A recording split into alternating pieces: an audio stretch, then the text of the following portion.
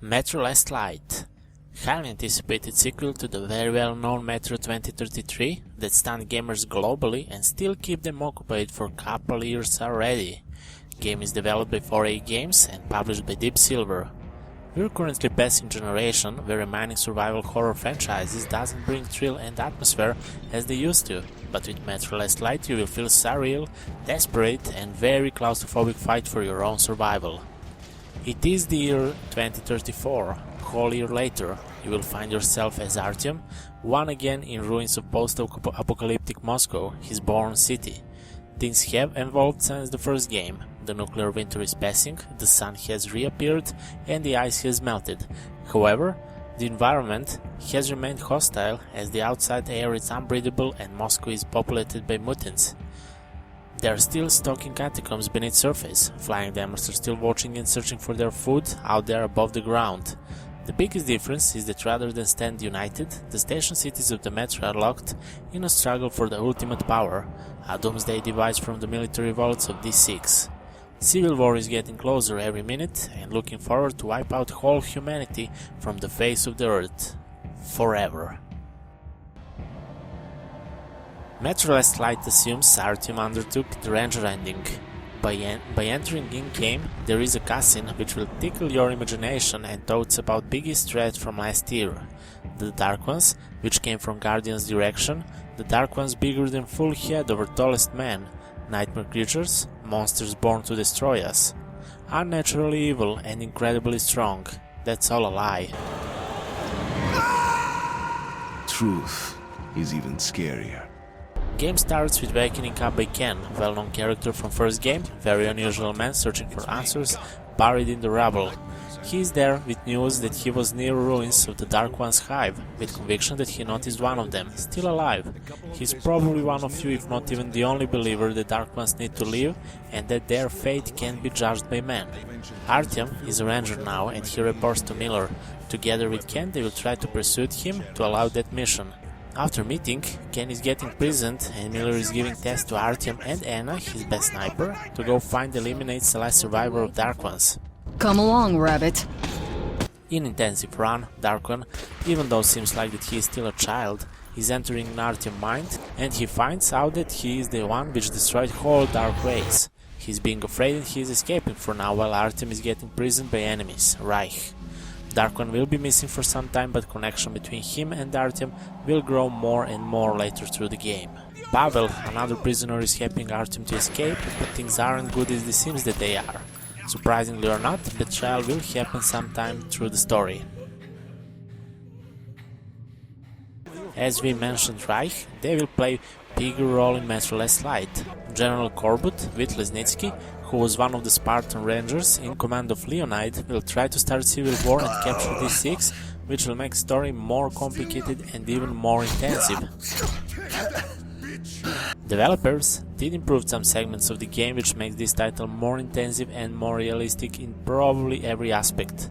By doing some sort of side quests, saving or helping people which is not part of your main quest, will get you some moral points which will probably lead you to another double ending. Trading system is relatively the same, special type of ammo which you'll find mostly in hidden areas will be your currency for buying weapons, attachments and ammo. Good old journal with compass and ability to fire lighter to be able to read your objective in darkness is still here, even though now you'll use lighter more than before for cleaning particular rooms or even doors from cobwebs. Your gas mask is here as always, which will help you to stay alive out there on surface, but this time you will need to manually clean your mask from blood, heavy or even light rain, and dirt while you're running through swamps to save your life.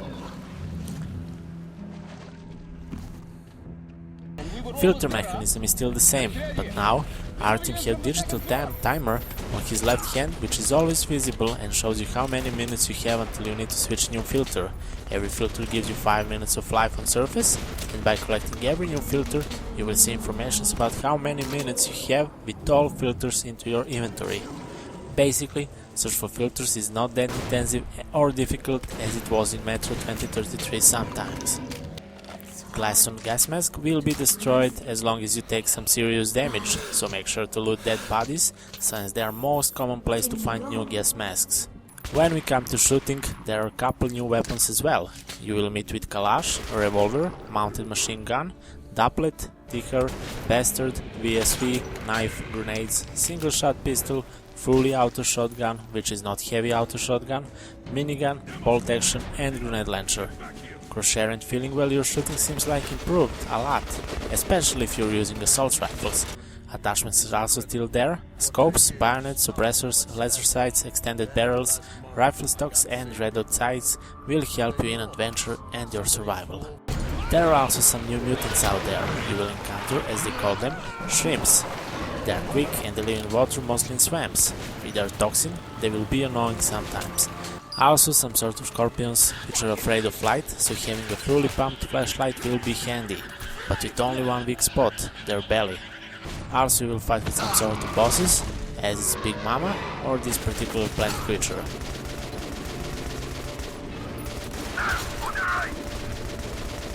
Creepy and bizarre atmosphere from Metro 2033 is still here, with some huge improvements which will take your mind more deeper on another level into the game. At one moment you will be out in peacefully sunny swamp, while in only couple of seconds you will see an enormous change of weather. Dark clouds will cover sunlight, heavy and strong winds will start to blow, and suddenly heavy rain will start falling like from waterfall, which will make your aiming more harder and the atmosphere more intensive while you are trying to find a good spot to hide from strong winds and save yourself from getting into swamps.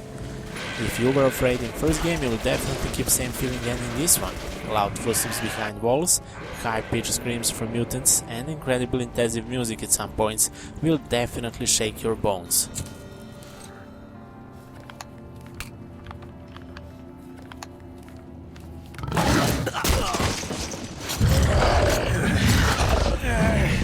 All in all, huge improvements is done, and this is one of rare sequels which will successfully grow and be one of big titles which will always be remembered. Graphics are improved a lot, comparing Metro 2033 with less light, which makes system requirements higher than last time, but with very good optimization, the difference is not that huge as it should be. For playing less light on 1080p resolution or even higher, you will need really good graphic card. But for playing or potentially recording walkthrough or gameplay in 720p resolution with everything maxed out except SSAA, even GTX 650 1GB OC not TI version will be enough to keep frame rate above 40 most of the time. For more information about my PC config, check out link into the description, but have in mind that you're looking at probably best low price high performance config which allows me to play and record all new games pretty much maxed out but in 720p resolution for pretty much low budget. With that being said, it's time to conclude this review. Excellent and even deeper storyline with unpredictable facts, very well and smooth gameplay with some new stuff including new weapons and mutants, improved graphics with very good optimization lead this game to potentially Game of the Year for 2013.